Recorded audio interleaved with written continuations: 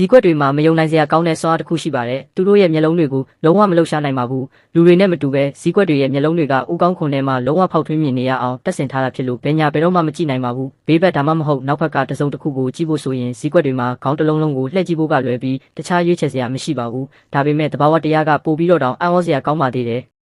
အဝိုင်းပုံစံမျက်လုံးတွေအစားဈေးကွက်တွေမှာပြုံပုံစံမျက်လုံးတွေရှိပြီးအလင်းရောင်ပုံမှုစူးစီးနိုင်တာကြောင့်ညဘက်မှာအံ့ဩစရာကောင်းလောက်အောင်မြင်နိုင်စွမ်းရှိပါတယ်။သူတို့ဟာအလုံးမောင်မိုက်နေရင်တောင်အသေးငယ်ဆုံးလှုပ်ရှားမှုကိုပါမြင်နိုင်ပါတယ်။မျက်လုံးတွေကမလှုပ်ရှားနိုင်တဲ့အတွက်ဈေးကွက်တွေဟာကမ္ဘာတရိတ်ဆန်တွေထဲမှာလေပင်အလှည့်နိုင်ဆုံးဖြစ်လာပြီးခန္ဓာကိုယ်ကိုမလှုပ်ရှားဘဲခေါင်းကိုဒီဂရီ290အထိလှည့်နိုင်ပါတယ်။